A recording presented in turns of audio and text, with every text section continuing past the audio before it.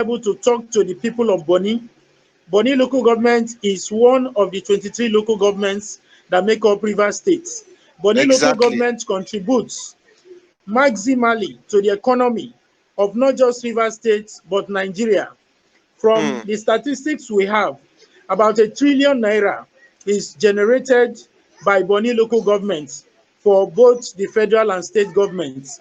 So it is not a local government that you can just keep quiet over.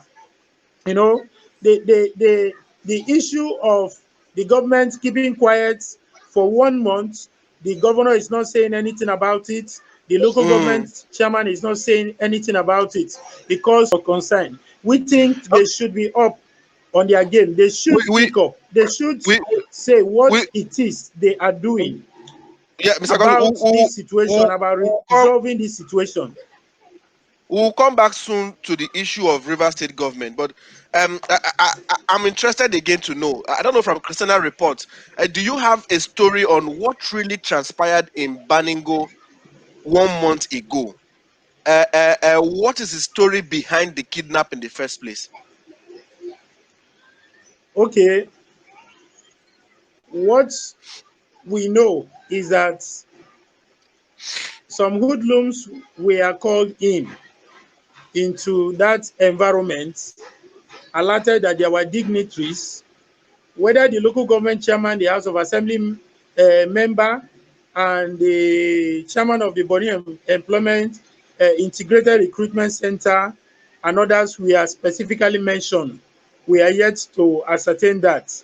But we understand that they were tipped off that there were a lot of dignitaries at Finapriama on that That's particular Baningo. day for that funeral. And they drove in, and then without picking out their targets, they opened fire on the crowd and injured a lot of people, alongside the leader of the Bonny Legislative Assembly, the Right Honorable Miriam Alawari Hart, who had to be rushed to a clinic somewhere in Bonny, and by God's grace has been treated and is recovering, very well. Now, the local government chairman and the House of Assembly member and others were able to, sneak themselves away out of that environment, and were later picked up by the JTF and Navy gunboats, who brought them and other victims back to Bonny. Now, a lot of questions have been asked as to what could have actually happened. Yes. Already, there are insinuations flying around that the bereaved family, are split off, factionalized over whatever reason. We've not been able to verify that. And Okay. the insinuation is that maybe it's a fallout of that, but we've not been able to verify that. The family is not also forthcoming on the issue. They prefer to be quiet over all the issues. They are grieving. They are very distraught. I had an encounter with them just a few days after the incident, and the whole family is sorrowful. And it's understandable if they are not forthcoming about any information. In the situation they are, it's a double tragedy for them that they lost a father like Amobu And on, Senibo, Kenneth and on Banigo. that and on that day, all of this is happening. Yes, and then on the day they were to pay him his last respects, this kind of incident, had to happen. So it's understandable if they can be excused from the conversation, you know, until they are able to get themselves back. And then now, the families that are affected by this are also looking at that, okay, if we didn't come to your funeral, this would not have happened. Not have So when you look happened. at all of that, you would understand why they need to be excused from the conversation. But So Mr. God, we in a don't know nutshell, that's what. we don't we don't know why these 5 or 7 victims were picked by these kidnappers yet. We don't know. We don't know any reason Okay, why. actually, the why about it is that the VIPs that the criminals came for, Okay. we were not gotten. And these people were in a boat, a particular boat which was loading at that material time. Yes. Because the boat was not complete, as in the number of passengers, they take 10 passengers for that particular Mm, size of boat. So while they were waiting for this boat to be filled, these boys came and started shooting. And when they were not able to pick their targets, they mm, instead of them to go empty-handed, they had to pick these people, transfer them to their own boats, and then they had to zoom wow. off upon sensing the approach of the gunboats by the JTF and the Nigerian Navy. So they had to run away. So that's actually, for me, from our findings, that actually is the why. Now, why they have not released them, maybe is for economic reasons. Because when you look at the people identified to be their victims, none of them Mm, is a big time businessman. None of them is a politician of note. None of them mm, is of any serious economic value.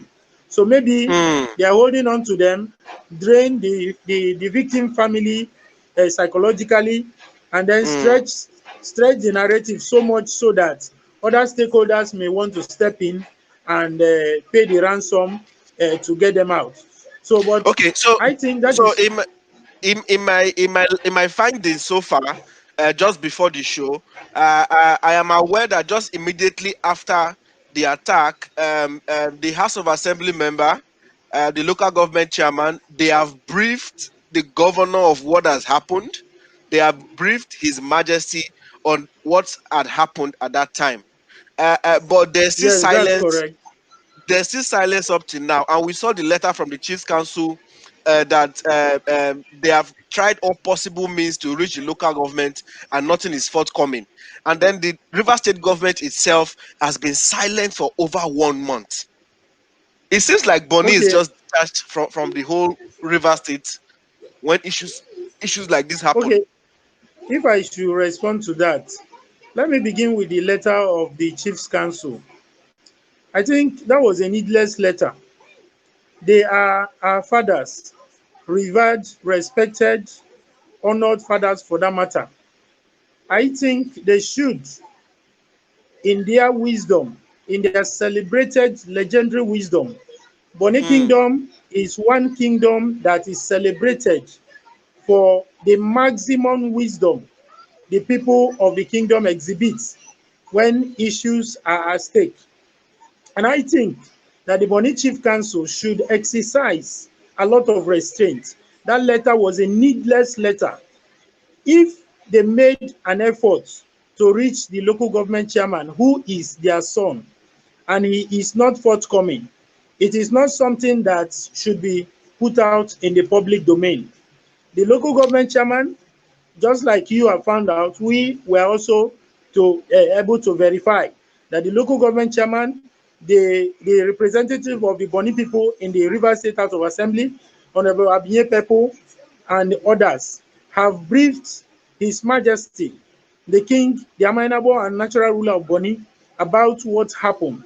And they have also been giving him updates about efforts that were being made in this direction. That update is ongoing, but you do not expect them to come to the public to announce that, oh, we've gone to brief the amenable, we have gone to brief the governor. And that so, but is so not does this necessary. mean that So the there's a chairman break in himself, communication between the Amainabo and his chiefs? obviously that's clear, because the king himself, he is the Amanyanabo in council, and the council in question is the Bonny Chiefs Council.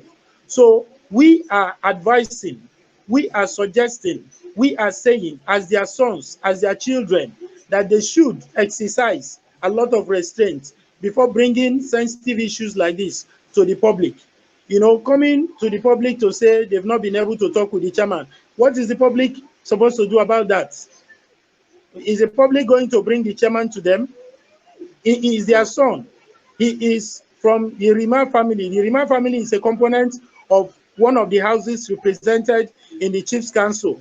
The secretary to council, I understand, was in a meeting with ExxonMobil 3 days before that letter was, published in the social media. The mhm, secretary to council, Honorable Omoni Long John, And then if they cannot reach the chairman, they cannot reach his vice, they cannot reach the secretary to council, they cannot reach the chief of staff. I think they should have reverted to His Majesty about this issue, before ever putting out that letter in public. That letter was unnecessary. It was unnecessary. It's not going to achieve anything. But the response of the local, said it. We are the saying response, Mr. Goswe, we the are saying response that of the the response local of the local government chairman government. not saying that was also needless. If you ask me, I have had a conversation with the officials, involved. For me, that response was also needless. You do not answer your father in the public. That is clear. Our tradition, our culture is very clear about that. You don't answer your fathers in the public. I understand that the government has to make a rest.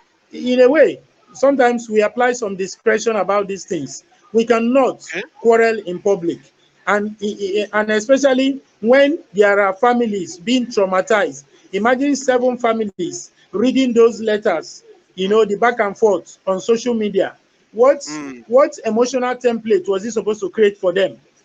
What is the comfort, the letter from the chief council and the response from the local government? What comfort was that those letters supposed to bring to the distraught, the bereaved, the discontented families, the sorrowful families that were going through this kind of trauma we are talking about?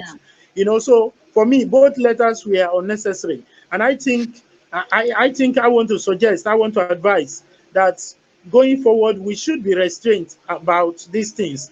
I am in the media. This is my turf. I would be happy, publishing those letters. But I am saying, if we have to deal with what we are dealing with, with respect to decorum, with respect to sensitivity to issues of this nature, a lot of restraint has to be applied. Okay. So now all what is happening